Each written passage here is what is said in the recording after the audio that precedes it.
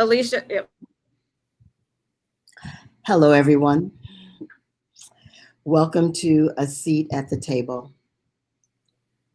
Normally at this time, we have something to show you before we begin, but today I'm asking whoever is out there at this time to start with us in prayer.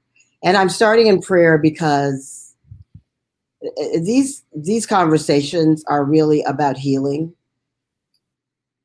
And so we want to go into that space and know and understand that that's what's happening here. So I'm asking if you'll close your eyes for just a few moments so that you can move internally and feel the peace that is within each of you. And know that we are here collectively together for a work that is greater than we even know. And we're allowing it to move forward here at this table this evening. That those of you who are in our audience are here to witness healing that is occurring through this conversation between Black men and Black women. We are standing as representatives of all Black men and Black women, though we don't speak for all Black men and Black women. So I'm calling forth your awareness that there's something always inside of you that is operating. There's always something greater than your thoughts and your opinions and your experience that is operating. And we're linking into that right now, feeling it within us individually and feeling it collectively as this event, Black men and women in America, protecting our peace. So we take a moment to just be silent and breathe and feel the expansion that happens within us and feel the peace that we're drawing in from and allowing that to exhale out from each of us. Feeling the love that we are drawing in from, because that love always exists.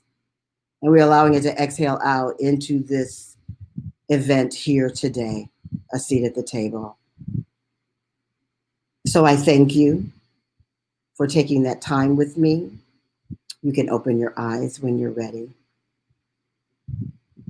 And here is what I want you to remember and to understand, that it is important for Black men and Black women to address the stories of us, the stories about us, and that you are indeed our invited guests to this table.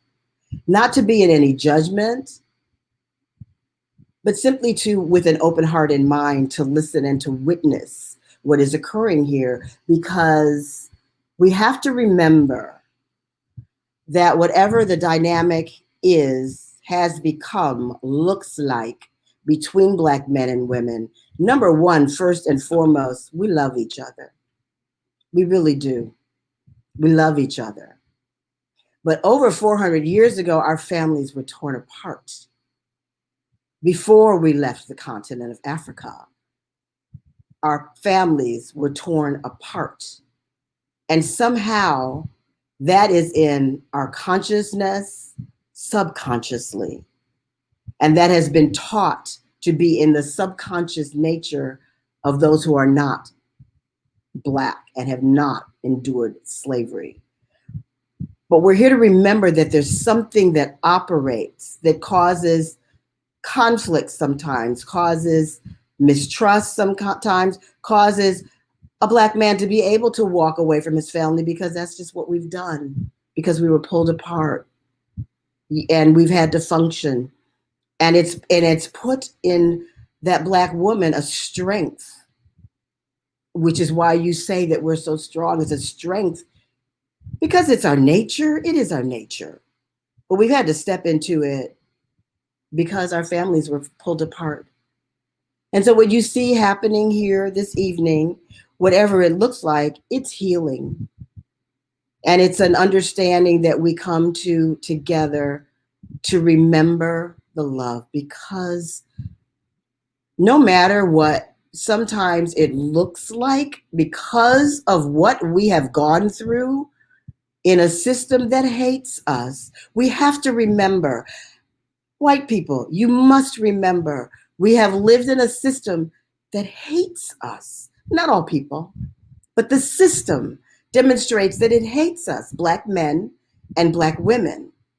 And it has had an effect on us, because if someone is constantly hating you and constantly saying you're not enough and constantly having you dance through hoops in order to be welcomed at their table, then it can do something inside of you that makes you wonder, are you okay? But in essence, we know how okay we are. And that's the demonstration that comes forth as we have this conversation and these continued conversations in your presence, for you as white people to understand what it is to live the experience of being Black. It is important that you recognize that you can't know what you don't know, but you can learn by listening. And that we recognize that sometimes we're demonstrating things from wounds that we don't even really realize that we're speaking from or moving from, but we can become conscious and say, I don't even really feel that way. I don't want to operate that way anymore. So I am grateful that you're here. And I am welcoming each of these amazing men and women to this table as we begin. Thank you. So if you have been with us listening to Black men and or Black women before, you have met every one of these people except for one. So I'm going to just say their names as I see them. Morgan Elizabeth, Barbara Williams, Craig Cook, Jamar Johnson, Carmen Johnson, Porter Laurie. If you want to know more about these people, you can always go back and get the recording because your bios are explained there.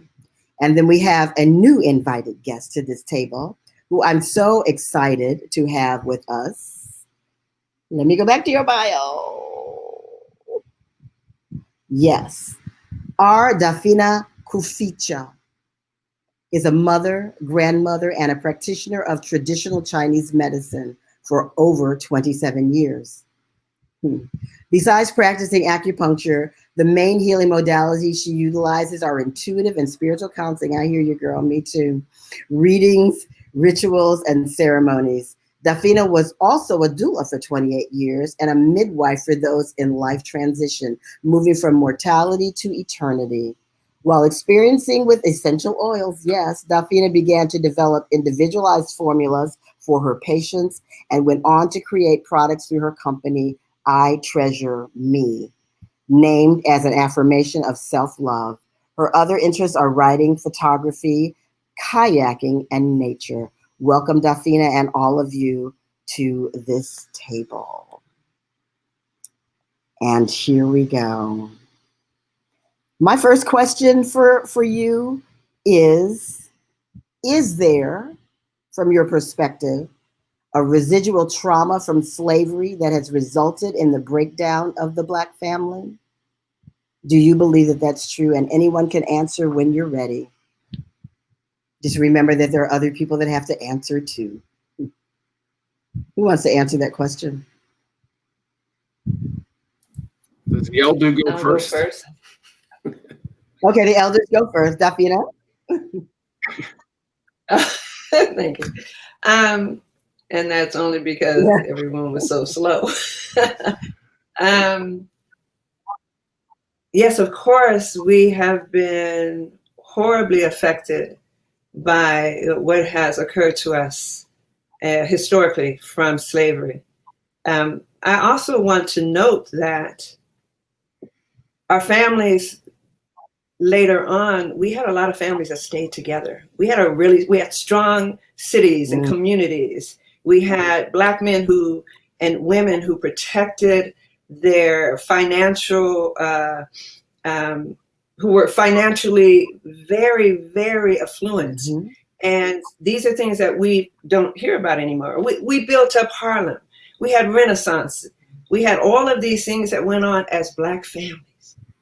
And when I think about my grandmother and grandfather and, those Black families that were together in the South and moved to the West, we had a lot of strength and power. I think where we started going downhill was somewhere in the 70s and 80s, when we really started seeing families being broken apart purposely through, what do you call it, when you're on assistance, where a woman couldn't have her husband.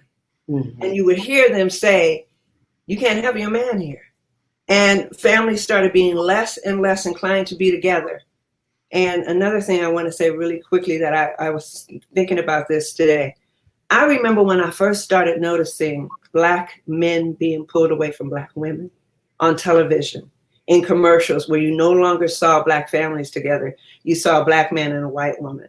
You saw everything but us together. And that has been perpetrated and continued. These are part of the tools of separation. Mm-hmm. Media. Mm-hmm.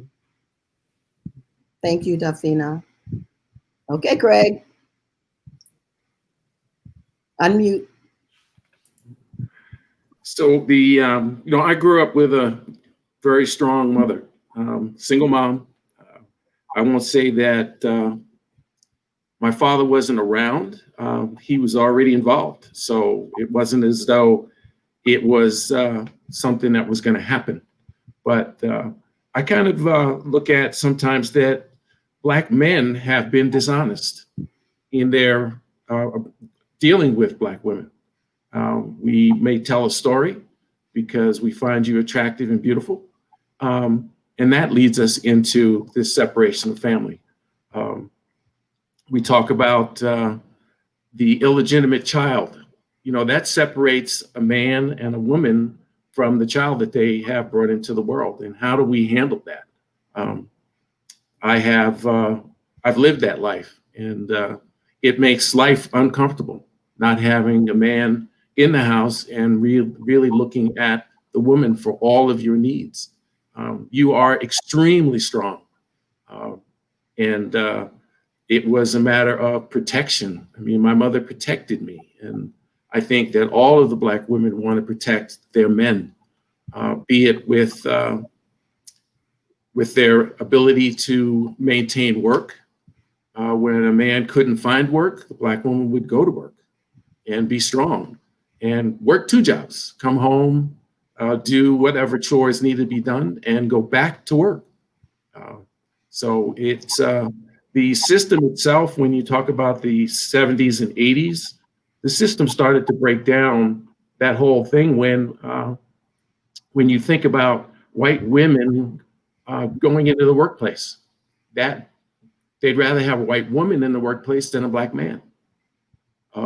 Whatever the circumstances were, threatening or whatever it was. But it has been this way for quite a while. And I don't. Back to slavery? Does it thread back to slavery? Oh, yeah, without a doubt. I mean, when you think that they freed the slaves, they didn't educate them. And a man had to leave his family to go find work. That left the woman vulnerable to attack, abuse. He'd come back home and find out that she had been raped and was pregnant. I mean, there's so much that went on that we carried in our hearts all the time. It's still in our hearts. I mean, there's still a fear of how do we protect our women. Thank you. Who else wants to chime in on that? I just wanted to add to what Craig just said. I mean, just imagine not only a Black man just going that far back, then that's as far as we know. A Black man finding out that a woman that he loves, that he shares a life with, is violated, but there's nothing he can do. There's no recourse for either one of them. There's no justice for either one of them. And that's still trickling into today's times as we see Black men, even it's kind of, I don't want to say it's in reverse, but to me, I'm a Black woman looking at Black men being beaten and murdered and feeling helpless, feeling as though there's nothing that I can really do but stand on the sidelines and cry and pray. And fortunately, we have outlets such as this one to bring these discussions to light. But I mean, when you have beatings on video, see, just think, even in those days, people didn't even talk. So imagine carrying all of that inside. a Black man who is not, as a man already, is discouraged from sharing his emotions in many cases, but especially as a Black man who wasn't really even seen as human for a long time. He's carrying all of those emotions. And then you have the Black woman who, yes, is strong, but she feels like she has to be because she has no one to lean on. And she's carrying all those emotions. So that's bound to trickle into the different generations. I think about my own experience growing up in a single parent home, as well as a decision to not bring children into the world simply because I did not ever want my child to wonder where their father was or why their father wasn't there. And I know that's not the case in all single parent situations. But for me, because of my experience, and I have great parents, but it took a long time for us to heal and get to where we are today. And I see that in a lot of Black families. Thank you. Porter, you chomping at the bit over there? Yeah, I mean, I guess I come from a different point of view in regards to all of this, just because of the way that I was raised. I'm the product of a Black man stepping out on his Black wife, but he also stepped out on his Black wife with another Black woman. So he had two separate children that came from, him stepping out. And he wasn't around a whole lot in my life, but I was fortunate enough to sit with him before he passed away and kind of talk to him man to man. And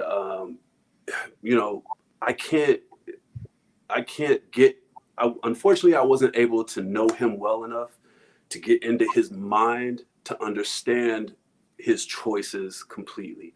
But he was a politician. He owned an insurance company that insured Black folks in Louisville, Kentucky, the only insurance company that would do it.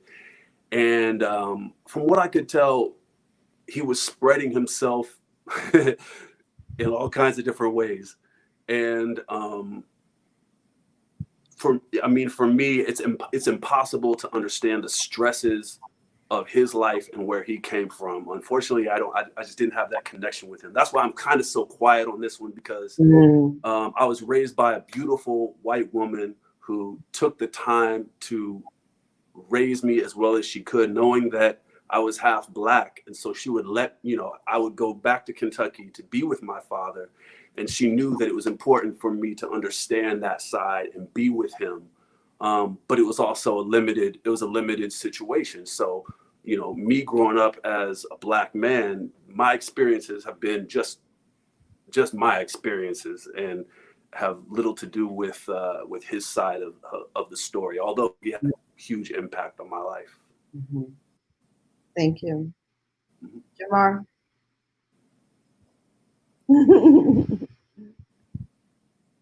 Can't hear you. You're muted. No. I said, I for some reason, I knew it was coming to me.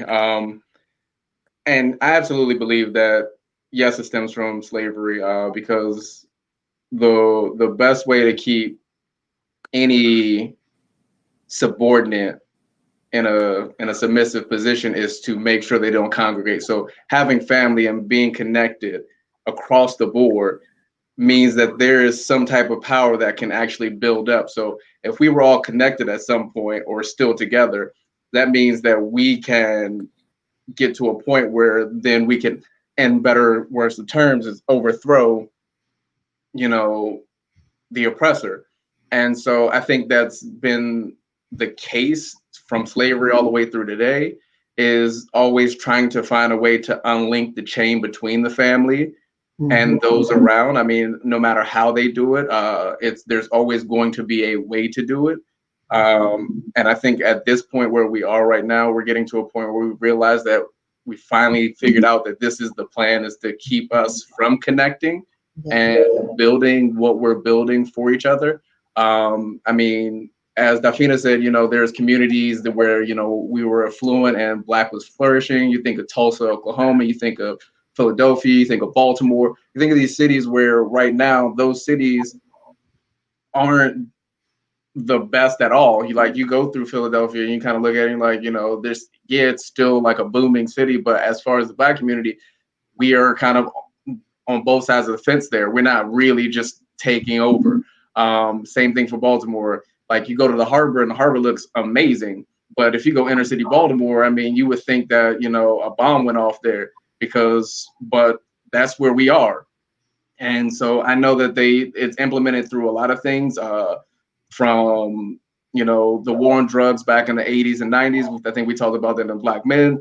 You think about just how as Dafina said earlier, like there was a point where they took Black men out of the equation as the family, like the provider, or switched that Black man with a white man, or vice versa, or the Black woman with a white woman, and they've done this through and through over time. And so we get a picture that is not us. It's a separation somehow, some ways. Like that can be a little bit better than what you have here. And although my wife is not pictured with me right now, you know, I'm married to a Black woman, and before her, even though my mom is a beautiful Black woman, I dated pretty much every other race but Black women, because I thought that that's, you know, in my head, this is where beauty lies. Not knowing, first of all, I didn't know myself, let alone like knowing what I wanted. So it took a lot of other things to come about for me to get to the point that I'm at in my life to understand that. But I think these conversations need to be had for not only my generation and generations below me or underneath me,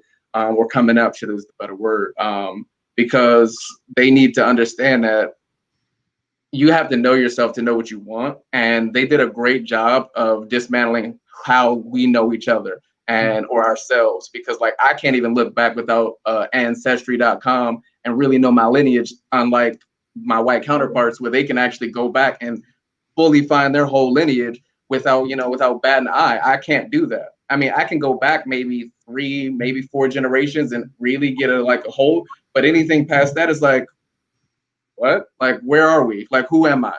Like, really, who am I? Mm-hmm. But that's my piece on that. Okay. Can I move to the next question, or did Morgan and Carmen have anything there? Yeah.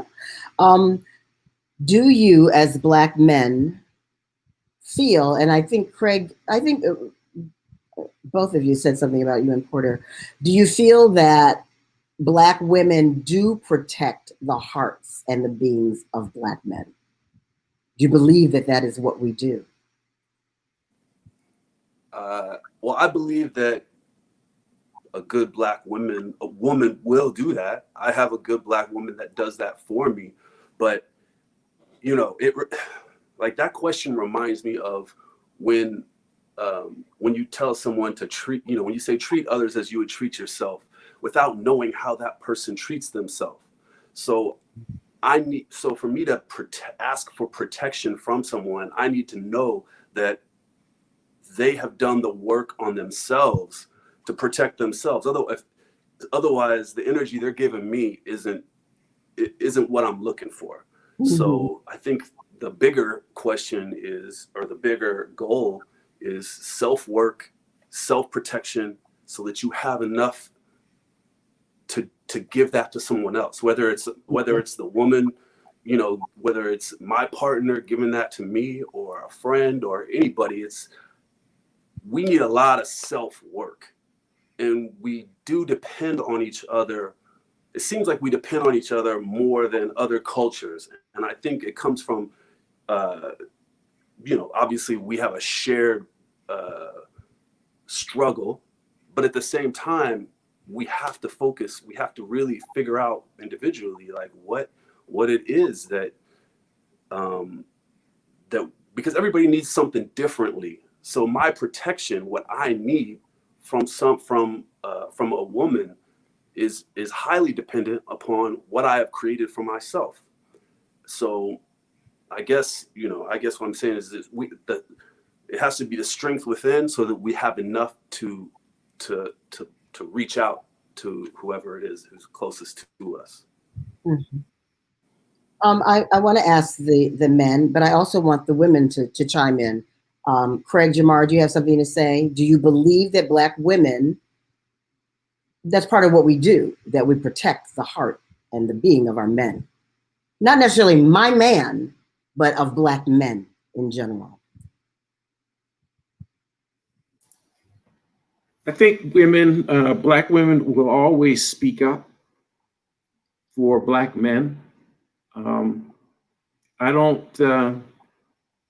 understand all of why, with all that Black men have gone through and what we have done to women, what music has allowed the songs to call you bitches and hoes, and we're supposed to love you.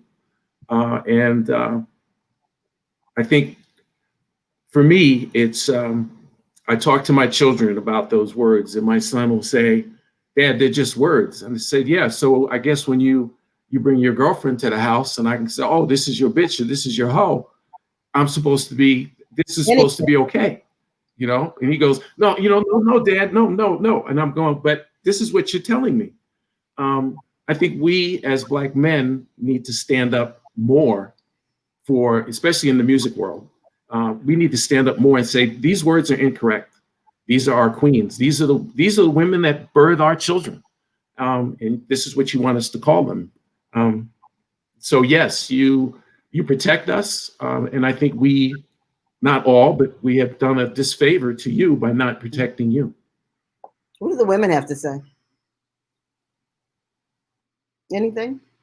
Do you believe that it is part of what we do as Black women, that we protect the hearts and the being of Black men? I do.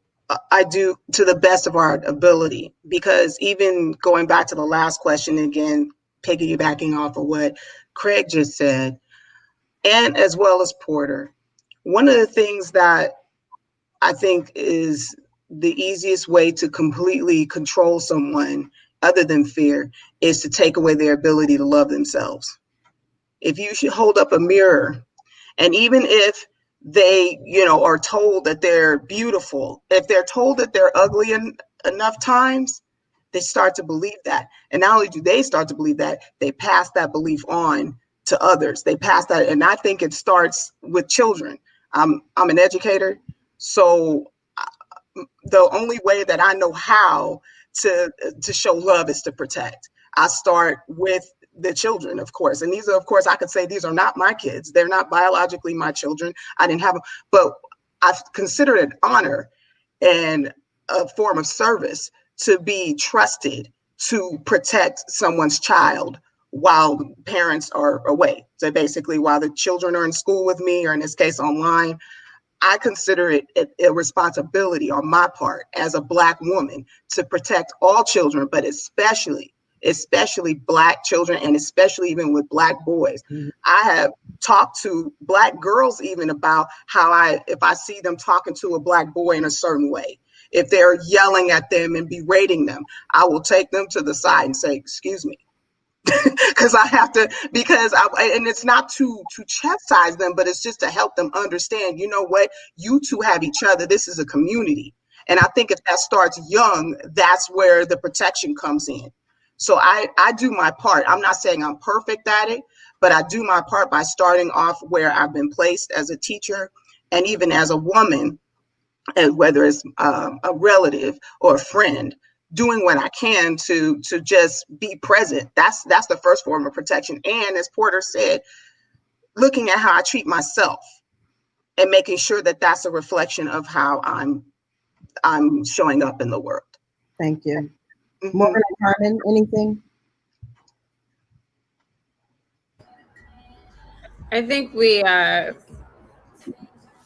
I feel like with my son, I want to protect his heart. I don't know that I feel like it's my public duty to protect Black men's heart as a whole, because that would be impossible. But yeah, I mean, the people I love and care about, I want to try to protect their hearts as much as possible. But I do that through my actions, and showcasing my love and protection for them. I don't think we can do that community wide. I mean, no, I'm way too busy to be trying to protect every Black man that I pass on the street's heart. I can't do that. I agree. I think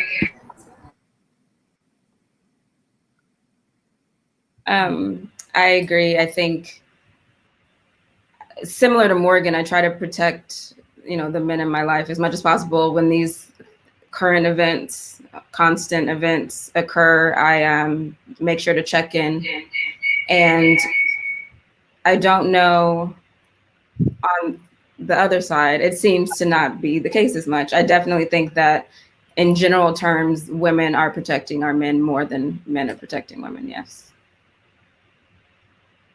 And that's the question.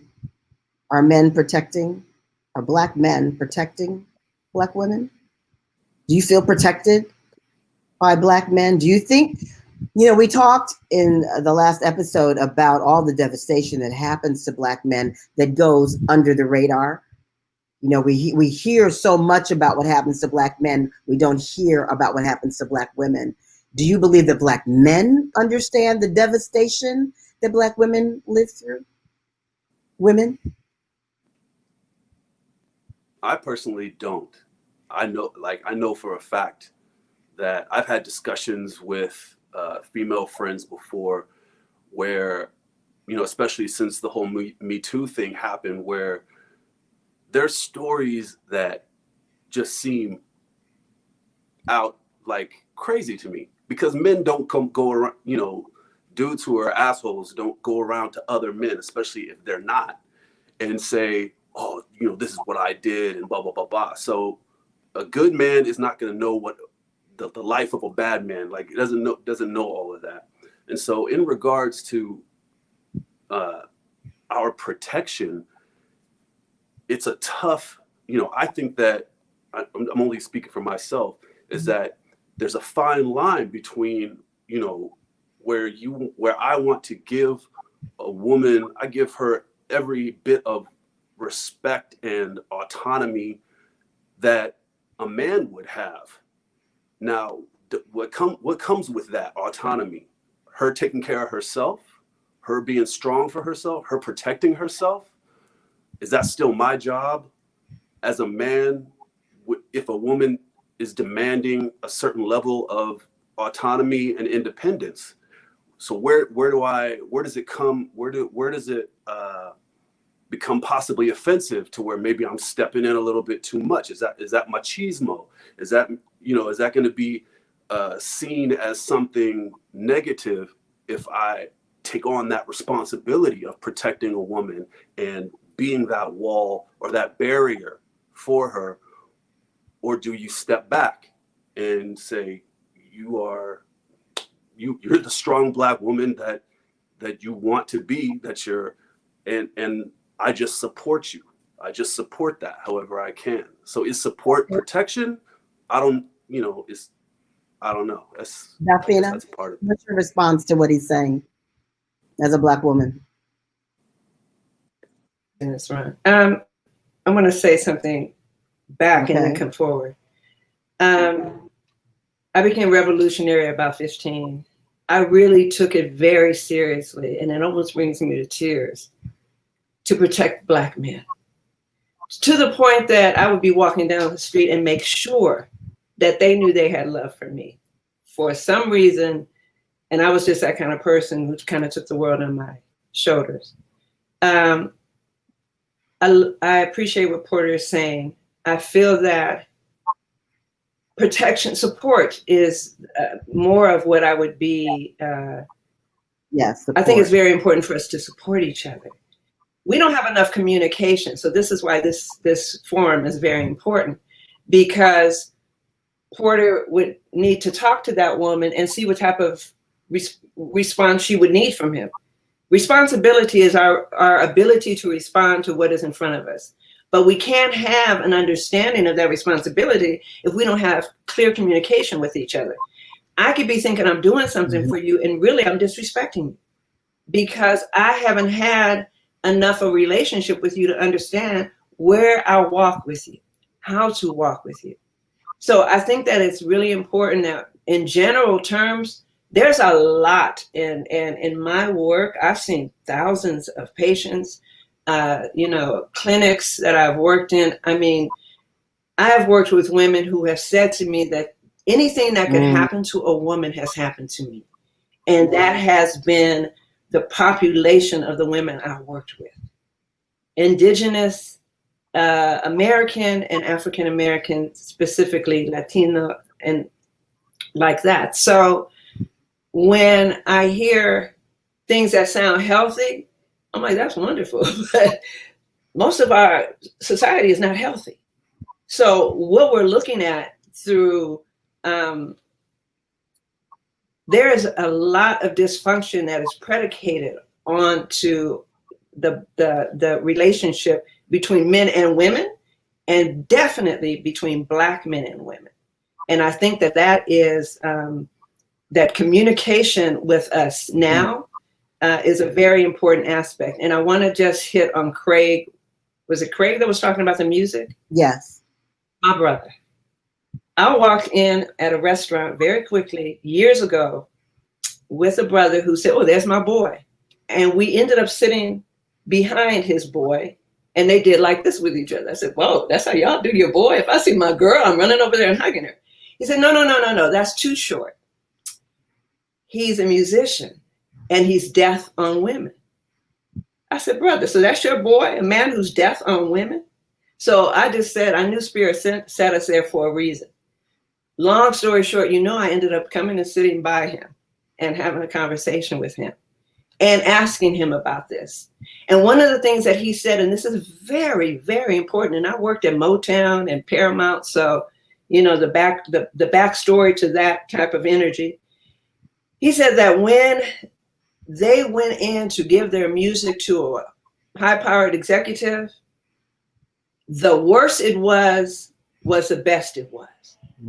The worst things that they could say about Black women, that would be the record.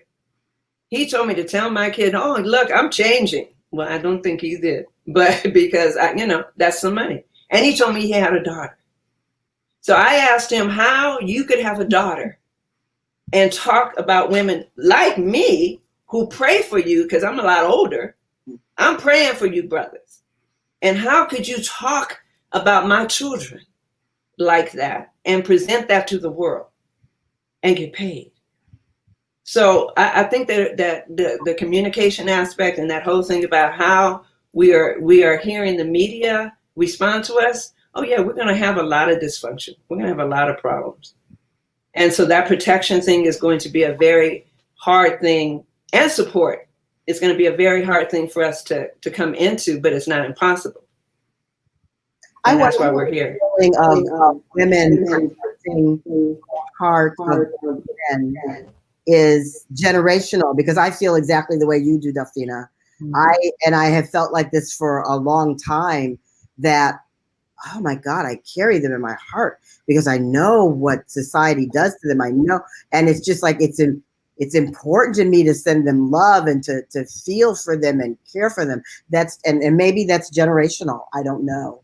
Sounds like it in this panel anyway. You wanted to say something, Porter?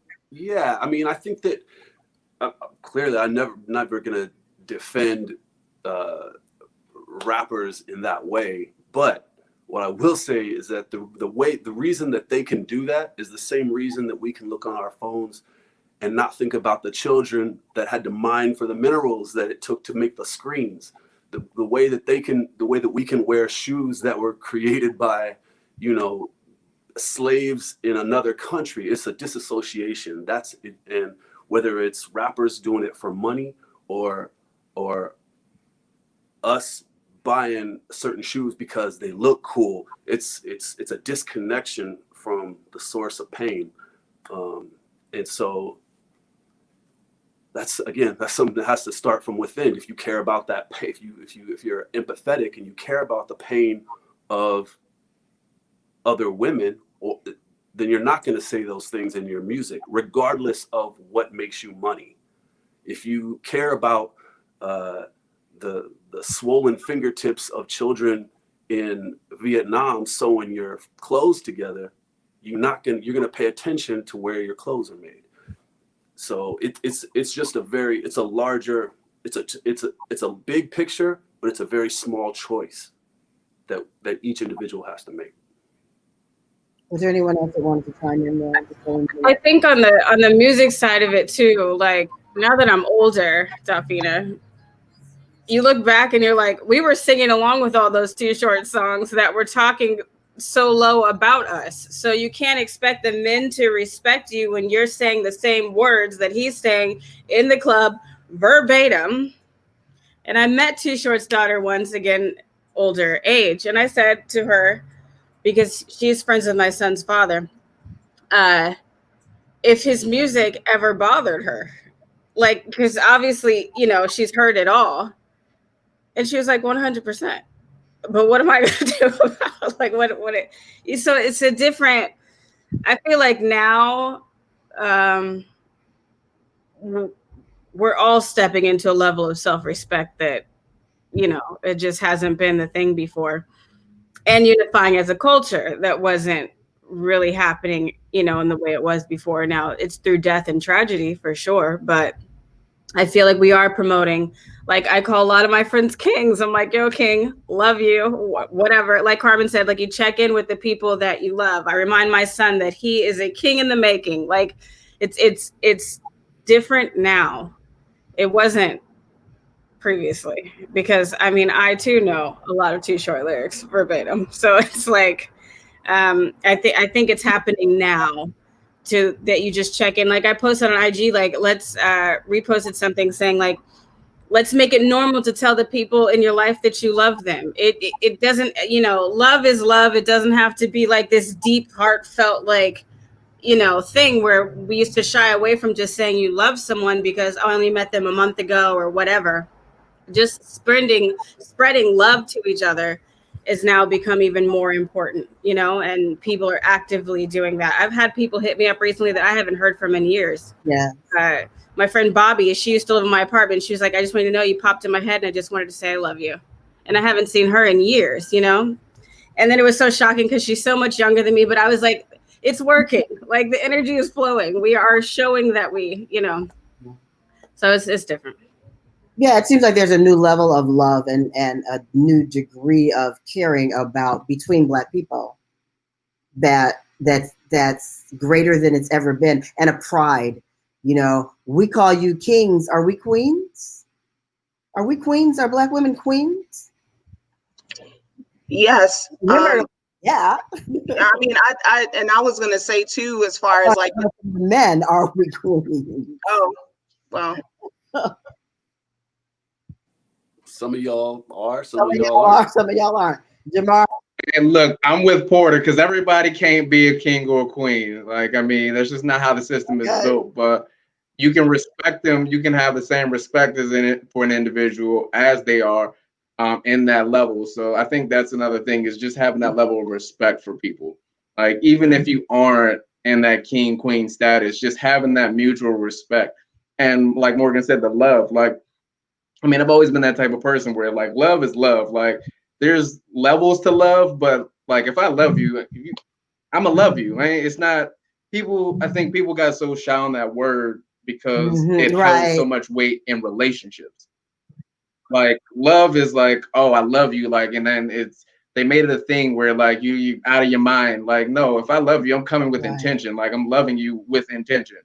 And I think that's something that our community really does need to embrace more of, is like a love for one another and a respect for one another. And I think, again, we're getting to this point, we're getting back to it, because there was somewhere along the lines in the last decade that we had it, and it got lost, it got blurred, it got all the things that happened. And I think it was like, I feel like it's like 30, 40 years within the time that I'm at the age that I am, that it got blurred and lost. But then we're back and finding it again because of so many things that are, one, put back in our face as far as how the rest of the world sees and treats us, and two, we just don't want to stand for it anymore. We just don't.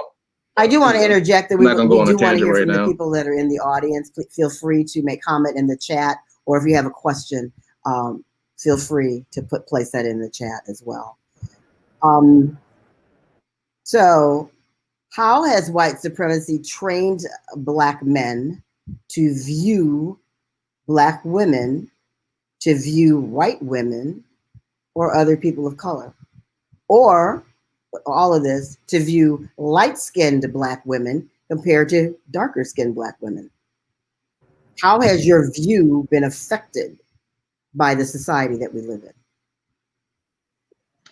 in? if I can really quickly, because there was an entire exhibit at CAM, I think it was 4 months ago that Carmen and I went to, where basically, and I'm gonna give my timeline, between the media, cartoons, all these things, that there was programming put into how at the time mammies were shown as and dark-skinned Black women as very lazy or this home-taking, caring person, but they would show light-skinned or white women or fair-skinned people at this point as like the like interest of like everybody's eye. And it was like they would walk in the room and then like the room would light up and all these things. So like this programming happened over time, from the time that we were like 1 to 2. So when you're tied to a tube and that's all you see, so when you get to the time that you want to go out and date or look at, have an attraction, the first thing that you're attracted to is the thing that you've been put into your head.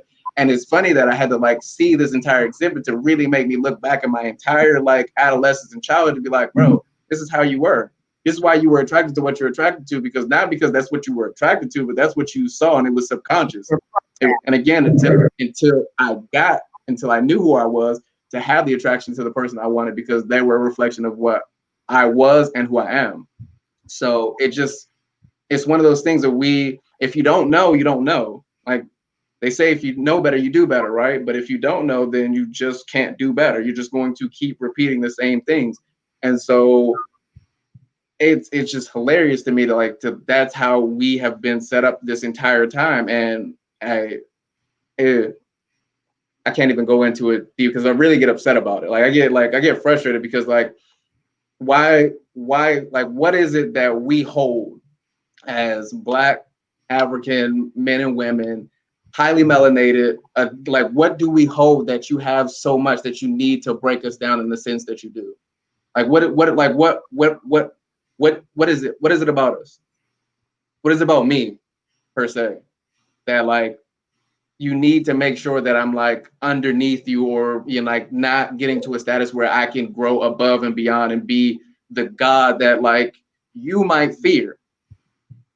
Because clearly there's some level of fear here that that's the reason why we're at the point that we're at. And I'm still trying to figure this out, and I might not ever in my lifetime. I hope I do, but it's just why? What is it against us? Anybody else? Can I say something really quick, just to Jamar? James Baldwin. Listen to James Baldwin. He can really set a lot of that straight for you. I studied history with emphasis in African and Latin American affairs before I went into medicine. And one of the things that I was into was third world images and film, and the subliminal messaging that was being placed in those films, where you would see in Black films, you'd see a really light complected cowboy, and his sidekick was a very chocolate and a goofy kind of sidekick, and that was, to be perpetuated. But the other thing is the power in melanin. Frances Welsing, Cressing, I'm getting her name all mixed up. There is information out there that you don't have to go and wait till you're, my age to find out what's going on. There's a lot of information. People who wrote those books, A History of the Destruction of Black Civilization, Stolen Legacy, They Came Before Columbus. Check me. I can give you a whole list of books that will remind you and give you a lot of information. And the audience, thank you. Mm-hmm. I think one of the biggest things that white supremacy has done against us, that has programmed us, is for us to even ask that question. Why do you hate us?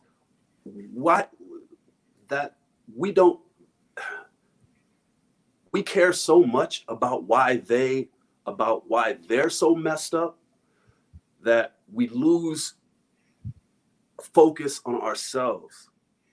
And where it's this constant reaching out. We've done it in every single way, whether it's music or protest or preaching, or we keep reaching out and we keep reaching out. And part of that is, I'll say, human, because as humans, no matter what, communication and reaching out to each other is something that we want. I think that we all want to do naturally. But in America, I think sometimes we focus too much on asking, like we ask why, and it puts us at a disadvantage when it comes to power. And I think that's one of the largest things that white supremacy and our entire history of this country has ingrained in a lot of folks, is this we're constantly searching for their love, and it's unnecessary. So what we need is, or what we don't need it, but what we prefer is their humanity, is everyone's humanity. That's what we prefer. But if they're unwilling to give it, we need to stop. We need to know when to just have our own, create our own, and move as our own. Because this constant begging and asking and wondering and pleading and protesting, blah, blah, blah, it's just this, we're constantly trying to suckle from them something that we already have. Right. I agree. Everybody complete there? Yeah. I just wanted to say really, really quick, from my perspective, as far as white supremacy and the standard of beauty. Yeah, I was the dark-skinned girl that felt rejected. That was rejected because every boy that I liked, they all liked the light-skinned pretty girls. And I, at the time, I mean, we didn't know it was because that's what was being programmed into us. So then, of course, that turns inward, and me going, okay, what's wrong with me? Is my hair not long enough? Or whatever. And then as I got older, it got to the point where I was dating outside my race. That hasn't really changed, but the reasons back then were different than they are now. It was really because at that time, I felt as though like all the other men eventually, like as I grew and became a woman, that approached me and talked to me and wanted to get to know me were not Black. It wasn't that I was rejecting Black men. And then that would be the interesting thing too. It would be seen as, oh, well, you don't want us. And I'm like, well, you never came and talked to me, or you wait till I'm in a relationship to say, I always had a crush on you. So it's like, well, I wish you had said something because I didn't know. But it took a long time for me to understand that there was nothing wrong with me in that respect because my skin was a few shades darker. That was programming. I mean, even the boys they showed on TV around my age, during puberty, they were all light skinned and really, seen as the most attractive. Even though Theo from the Cosby Show was fine too, but I mean, they didn't really see. They kind of made him bumbling and all that kind of stuff. Whereas Elvin was seen as more the role model. I mean, think about that. I mean, I'm getting all into TV and stuff, but really, that's how much the media is very influential in how we feel about everything. Yeah. So, I wasn't able to. Black women weren't attracted to me until I got gray hair, and I tried for a long time. That's just facts. That's glorious. I did not fit into, and I traveled all across the country, and especially in Middle America. Like if I didn't fit into this certain kind of Black, that's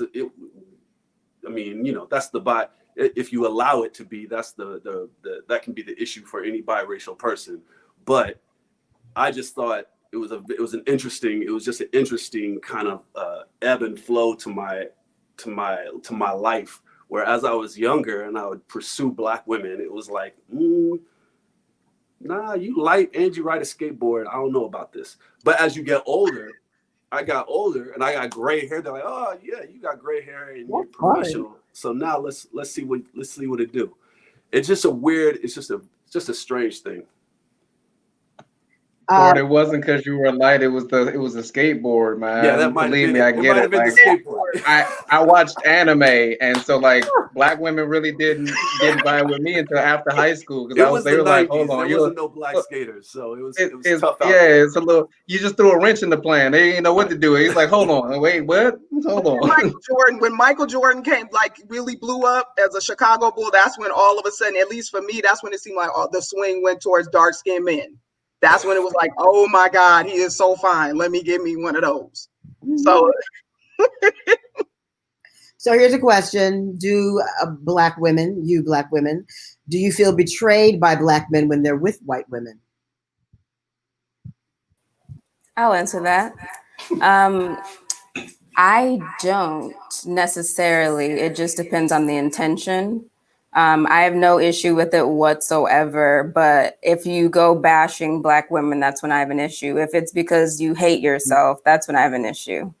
But I understand people are attracted, like everyone's attracted. I generally am not attracted to people that are not black, but everyone's allowed to be attracted to who they are. And I occasionally am attracted to other, but yeah, it comes down to self-hatred for me. That's my biggest issue with it, period. I don't care. Unless it's, Carmen, exactly what you said, where I'm like, you clearly hate yourself, and then this is why you're doing this, because I've come across many of those. But like, I've dated white guys before, but then you get yelled at across the street. I remember when I was in college in San Francisco, I would get yelled at all the time by the boys. You left us. You like, it was all this stuff.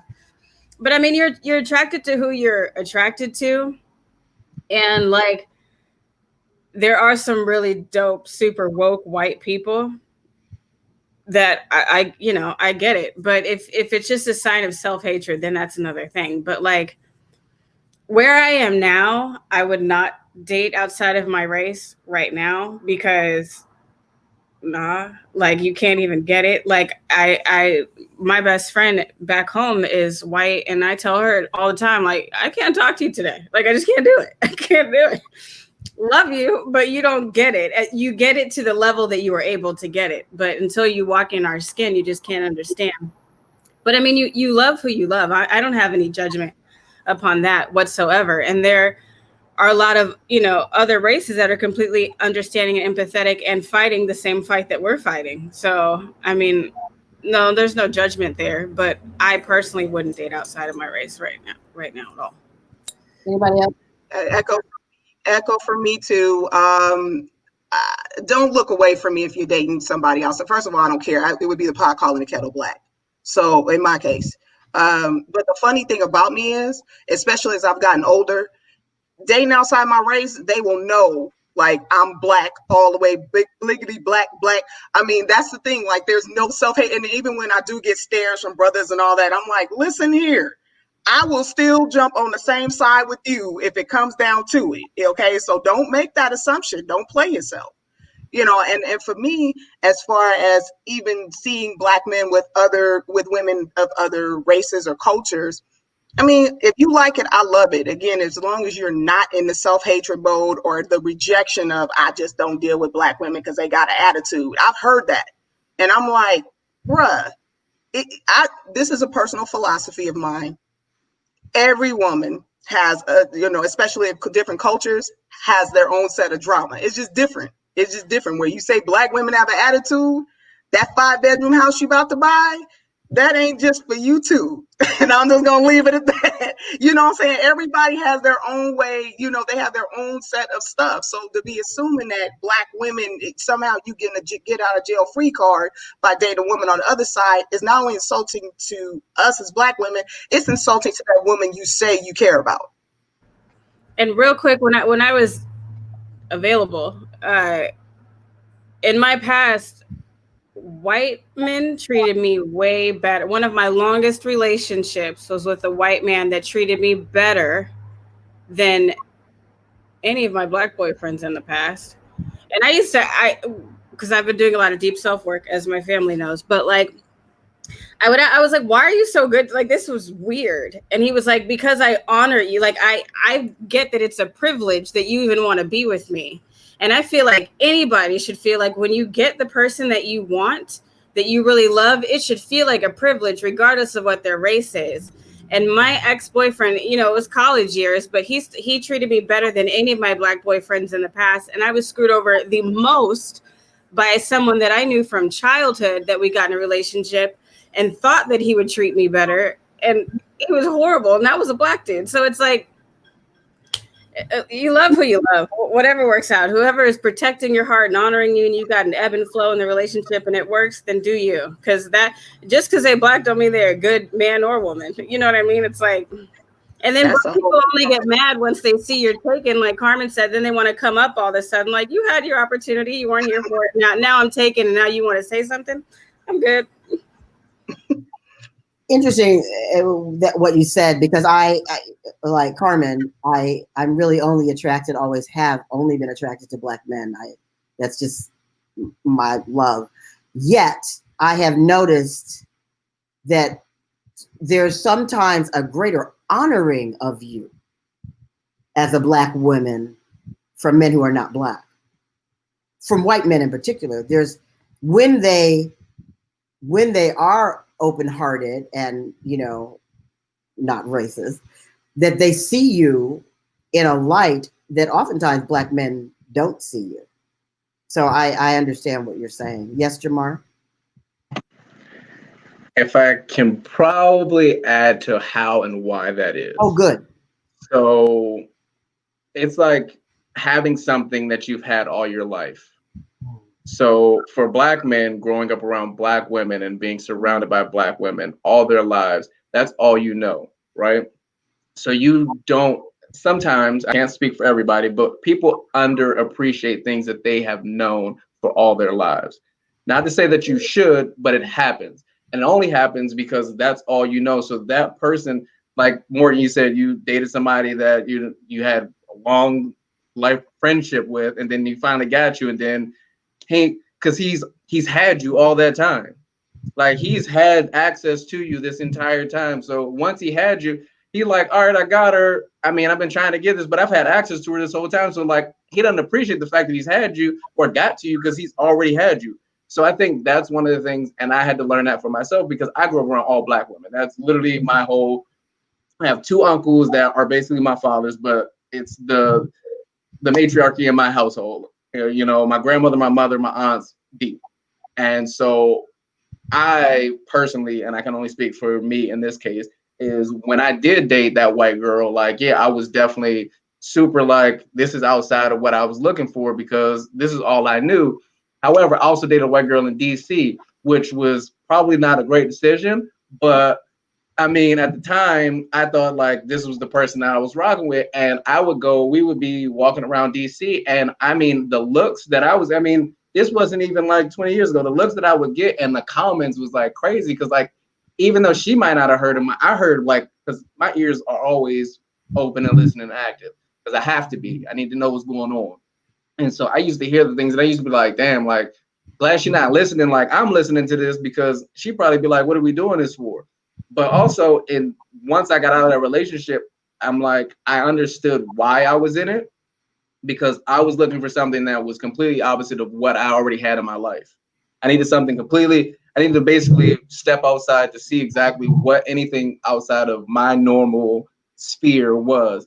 And although fun and like had a great time, it wasn't what my life was supposed to be like. You know what I mean? Like, and when I say like, yes, everything's supposed to like, you're supposed to have fun and everything, but is it helping you grow? Like, are you growing from that like actual relationship of whatever it could be, even if it's not romantic? Like, is that relationship helping you grow? And it wasn't really helping.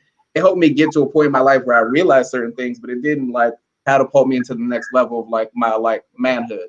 And so it's one of those things you look back at and you're like, but that's what I'm saying, or Francesca, is at the end of the day, you stop appreciating the things that are directly involved in your life. And so I could see why a white man coming in and grabbing a Black woman and having her in a relationship and they put her on a pedestal because they, one, don't have any idea of the things that she's gone through. And they're going to appreciate everything that they do for her all the way through until they're no longer. It's weird that it works out that way, but that's just how I see things. Take it from me, it's just a different drama. I as a person in that situation, that where is Well, anyway. I don't want to ignore this truth that also when a Black man is with a white woman, it's because he's lived in this society that said, you can't have this, you can't have this, I can have your woman. You can't have this, you can't have this. And so he grows and he grows and he gets this and he gets this. And it's like, nah, I got your white woman. And that's a part of it sometimes too. Am I wrong? I was going to comment about that. So, I mean, the stereotype is like the ball player, whatever, you know, gets rich and then gets a white woman. And I think not that there's any truth to it or whatever. I think my concern is fetishism on either side. So like, I wouldn't want to be with a white man that like only wants to be with me because I'm Black, you know? Right. And then on the opposite side, not even the self-hatred side, but there's a stereotype of like white women being more docile or whatever. And like letting these men, especially like in a ball player's life, you know, like they have access to women all the time, blah, blah, blah. So just being, I guess, like a doormat. And so that thought came to mind because Jamar mentioned not being with, you know, with his past relationship, not being with someone that helped him grow. And not to say that that's always the case, because I know it's not. There's plenty of white women out here riding for their Black men. But I think that is a part of it also, is they get to the point where they don't want to answer to anybody anymore. They just want to have this piece on their arm. And like, you know, that is like the last step, like you said, Francesca, a little bit. Like that's the last piece, is like they have to get that white girl because that's just what they've been taught in a lot of ways, you know? So. It's interesting because back in the day, a brother with a white woman on his arm or white girl on his arm would be, what? By the brothers. The brothers would take him down. Right. And, you know, as things change. But I have a really cute, quick story. When I was married, I went up to Washington and I was with, you know, visiting family, et cetera. And I was with a band. And the guy was a really good friend of my husband at the time. And these were all African brothers and you know, a couple of African American, and we're all in this van. And they're all over white women because I'd already been, you know, I'd already watched them play. And this is up in Seattle, so blah, blah, blah. We go down the street and pass a sister with a white man. And I swear to God, they went completely off and they're screaming and hollering and going. And I'm going, excuse me, was I not with all of you? And did any of you ever look at the sisters that were at the event we were at? And you're going to trip on this sister with a white guy and she's getting something that she wants. Does she look like she's sad? Is he pulling her by her hair? And they were like, well, it's different. It's really different, you know, because they're supposed to be. I said, oh, so we're yours exclusively, but y'all ain't taking care of it. You going somewhere else? What are we talking about here? So it was a really cute little dynamic. Mm-hmm. Morgan, there was something in the chat you said.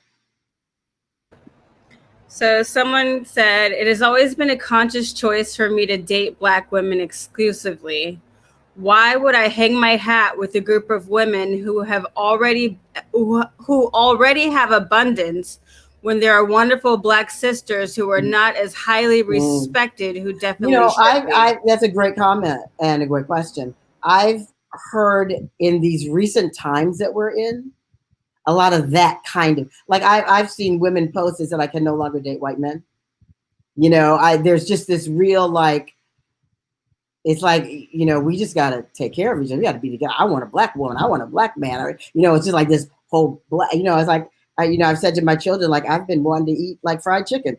You know, it's like, there's like this newfound thing about Blackness, you know, that's there. And it has traveled into what people want to spend their time with. I have heard also. It's interesting because my son, who is biracial, all of a sudden, like, doesn't even want to acknowledge his other nationality.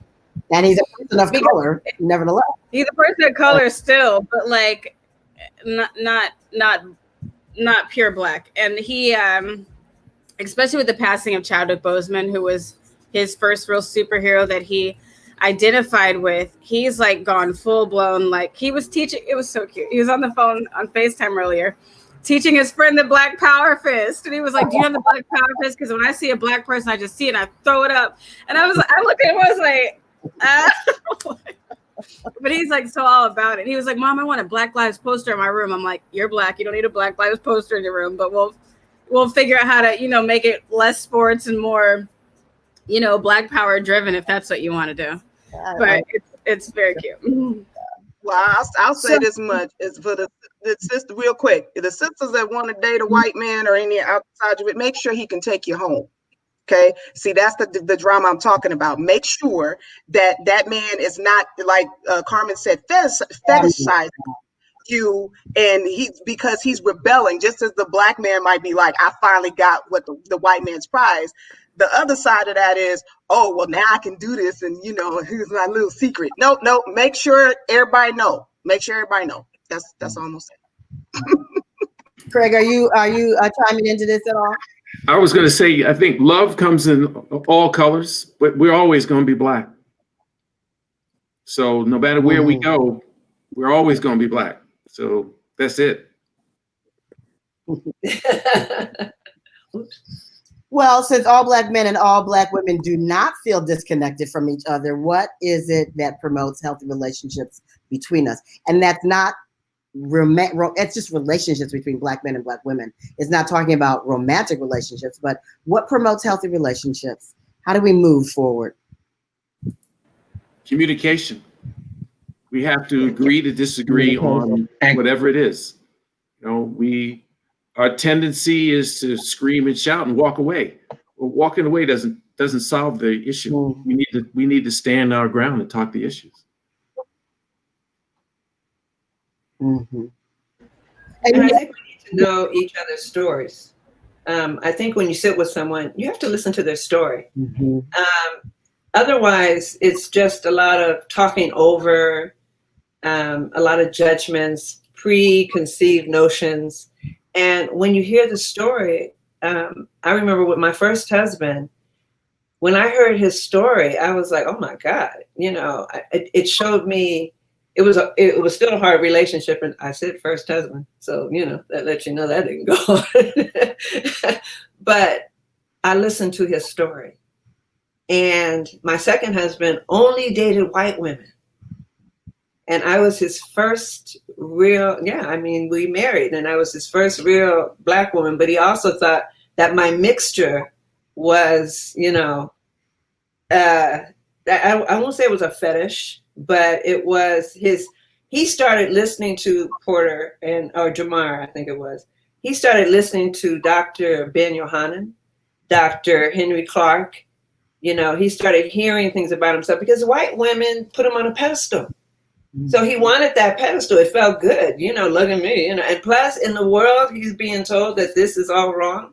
Mm-hmm. So to be with the Black woman where he was a, it wasn't different. It was like Jamar was saying, I already had that. My mom and dad, my mom is Black.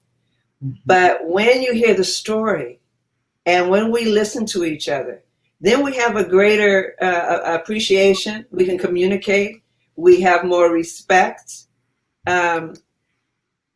We have a chance of getting to the part where we need to heal. Mm-hmm. It's important, I think, that we're vulnerable with each other because I was listening to Porter earlier saying, like not really recognizing what that woman has gone through.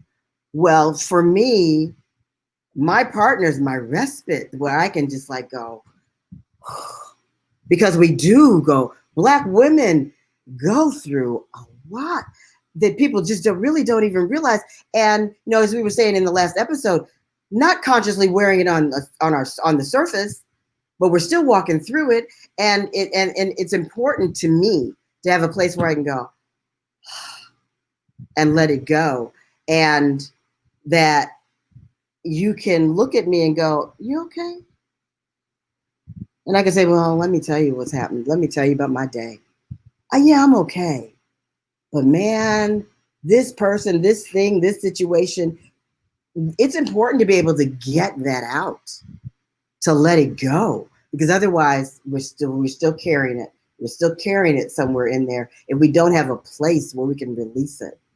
And that may be talking to other women, Black women, that might be talking to Black men. But there's one thing that we know, no one understands what it is to walk Black in the world except Black people. Nobody does. They can understand it to some degree, but they can't really understand it unless you're walking in Black skin. And can I just say, the Black mother, yes, the love for the Black mother, or the Black mother who wasn't able to be a mother. Mm-hmm. All of our children, I had a lot of kids that came to my house. Yes. Not have mothers. My son would bring all these children over, and I would be, mama.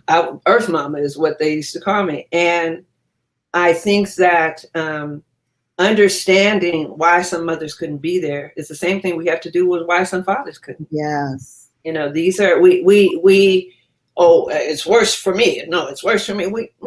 If it's bad, can you measure it? Yeah. If it hurts you, right. Can you measure my hurt from your hurt? We can't. Hurt is hurt. So if we honor the feminine, there you go. Right. The feminine, then the Black man can love the feminine side of himself. And then the Black woman can love the masculine side of herself, because that's our wholeness.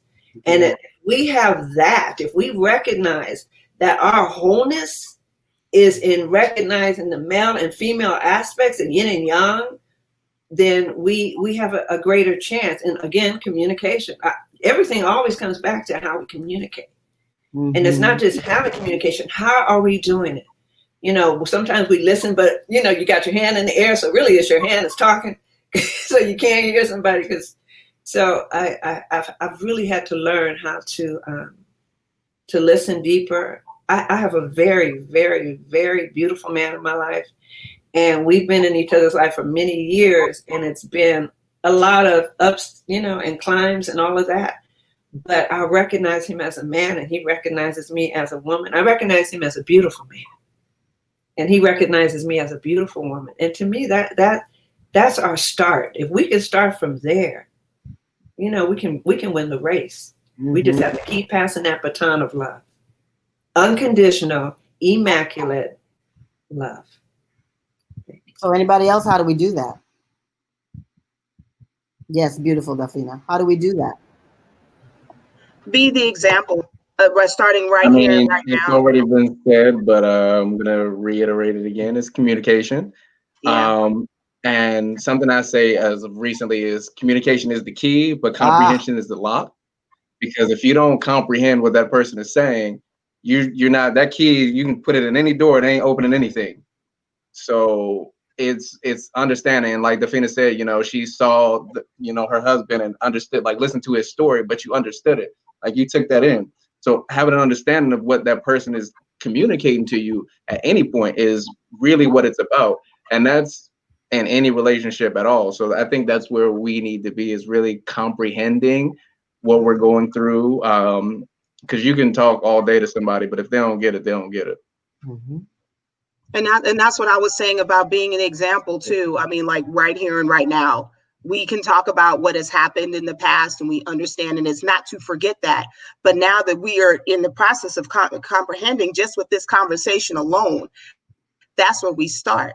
That's where we learn to just be the best we can be at the time that we can be that. Nobody is asking anybody to be like the king or queen of understanding. Just being present, I think, is a start too, and as well as communication. Mm-hmm. Just really being there, even if you don't understand, listen anyway. Ask questions, because even earlier in the conversation, it was talked about the protection. I think because so many Black men and women alike, Black men didn't get the example of what it looked like to watch a Black man protect a woman, and not just a woman he's married to, not just family, but just be that source of protection, as Dafina talked about. And Black women didn't know how to receive that protection because they didn't understand what it felt like to really have, especially a man, look after them. It's not to say it's true in all situations, but it's true in many. And until we provide those examples, we're going to keep going around in circles. So again, just being right where we are and just showing up with, how can I serve? How can I be of help right in this moment? I agree about communication, and even more than that, like doing your own self-work so that you can understand someone else's story a little more, like understand where they're coming from and understand your own triggers so that you don't act from them. Because triggers, whether it's something from your childhood or society has, put all this stuff into you that we're supposed to feel upset about XYZ simply because that's the way it's been since the beginning of time. Those sorts of things, like understanding why something makes you feel a certain way so that you can really communicate through it instead of flipping off the handle. And yeah, seeking to understand rather than being understood. And just like pour into your friendships and connections. Like Porter, I don't know if everybody knows, but is a friend of mine. Like we check on each other. We make sure that we're okay. Like I feel like, we talked on this the other day, but like not speaking from childhood trauma. Love yourself enough to know what you're bringing into the world, and then you vibrate on that level. But I feel like it's just so important, like communication, yes, but with the people that you have directly in your life, check in on them, have the hard conversations, dig deep with each other, like really water the seeds that are directly in your life so that can reciprocate and overflow into the rest of what you're stepping into the world with. But it's like, especially right now, I make sure that everyone that's around me in this bubble is good. And we have uncomfortable conversations, difficult conversations, funny conversations, but that makes us vibrate a little bit higher so that when we all open that front door, we know we got the shield on because we surrounded ourselves with that love. Like that's what's important to then create that ripple effect with everybody else, is like water your own shit in your circle, and then that will vibrate onto everybody else. And I feel like a lot of us aren't doing that so much right now. Yeah, I like what you said, Morgan. And then to piggyback off of that, like the more that we support one another, especially now that it's beginning to become more prevalent and important, the less we have to necessarily depend on our partner for that. You know what I'm saying? Like if we're all in community and all supporting one another all the time, then you don't have to be like the sole vent source or whatever for a person. And then you don't tire out in the same way that you might if you feel like literally the whole world is against you except for this one person, When I was coming out of a relationship with my first husband, this is really weird, but it was almost like, remember Jiminy Cricket, and you would see all this writing and it would just kind of happen in animation. I was writing in my journal and I came to a capital A. I was just told to write a capital A and a capital H. When I took to take the line that drew them together and move that, and the capital A, those sticks fell on each other. But in the capital H, they were solid. They had foundation. So when this line was moved, they could still stand up. That's that self-work. So if if everybody's leaning on each other, they don't have, when something is pulled away, it's none. They fall. But if you're doing the work, as Morgan, Carmen, everybody has been talking about doing, if we don't do our personal work, it's over. If you're doing the work, you're found. Your foundation is solid. And then when something pulls away from you, when something tragic happens, you're not going to fall apart. You've got something in you that's going to lift you up and, get you through it. And that was what I had to do coming out of that relationship. Porter, you got something for us? I would just say that, I know for myself, the past 5 years for sure, it's just embracing being wrong. Like I enjoy expressing myself. I don't have any lack of, lack of opinions in regards to things, but I'm not married to those opinions unless they're directly attached to my character. Things in regards to that, I understand. I've done the work in regards to my character. Now, there's other stuff in regards to, you know, these kind of conversations, whether it be on here or privately with friends, where like I can say all kinds of crazy madness that like it might be an opinion, but a lot of times I want to throw something out there to get something back. Tell me I'm wrong about something. Tell me, that way I'm learning about your experience as a Black person, my experience, like so I'm learning. But you know, we get caught up in, especially in social media, because it's built to be that way, where we're caught in the echo chamber, and we're just bouncing the same things off of each other. And sometimes it's just not healthy, because I mean, if you follow me on Facebook, I can be extremely angry and crazy in regards to, you know, police brutality. But at some point, if I stay in that bubble and I keep bouncing, and everybody keeps, I figured out that the more that I do it, the more it comes to me. Yes. And so, you know, the more I'm sitting there reaching out in those bubbles, I get messages like people sending me the most craziest, violent videos, and it's not that I don't care about those things, but at some point I gotta shut it down.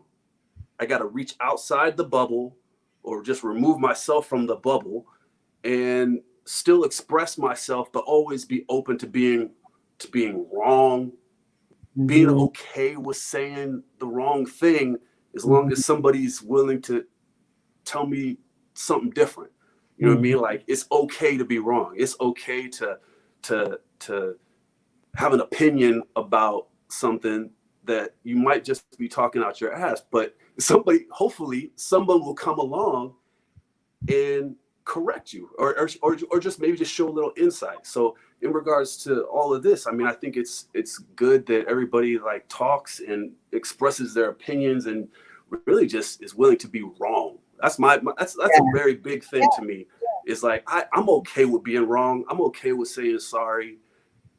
Just enlighten me. You know what I mean? It's good. I'm cool with that. The more I'm wrong, the quicker I am getting right. Craig, final words. We're wrapping up here. In the old days, we used to have the barbershop. You know, you'd go get your hair cut and you'd hear the old men talk about what was going on in the street. And that's what educated you. And you'd go back and you'd say something to your boys that, hey, I heard this, I heard that. And you continued that growth spurt. And you had an idea of what it was like when you were going to grow up and you were going to do what you needed to do as an adult. I think the confusion for me came is as I became an adult, my freedom got in my way. And I didn't have somebody to pull me back and say, you can't do that. You can't act that way. You shouldn't do this. You shouldn't do that. And then as I got older, I began to realize, especially when I had my children, that you had to behave yourself. You had to have an honor about you. You had to be able to see other people's stories. To Delphina's point, we have to honor our story. And a lot of times we just blow it off. Oh, he don't know what he's talking about. He never lived it. Well, he might have lived it, and he's telling you this, and you're just blowing him off. So I think community that we have here and hearing these stories, this has to continue. And we have to branch out besides the 8 of us into 16 of us and 24 of us. And that's the way the community grows. And then we really can stand alone and still have hold hands instead of leaning on each other. All right. Wow. Our time is ending. I want to say that it's so obvious that we are that all that we've been through over these last several months has placed Black people in a position of being unapologetically Black. You know, we have been something to be out in the world that we live in. It's like, Morgan, I can't remember exactly what you were saying, but you're talking about being in this loving space and then you wear that cloak. You know, we've been wearing this protective, like, be this for for the world. And those days, that cloak's gone. You know, we are unapologetically who we are. And whether we're recognized for that or not, it doesn't matter, because we are accepting that we know who we are. We are a loving, kind, compassionate people. That's who we are intrinsically. That's what I know as a Black person about us.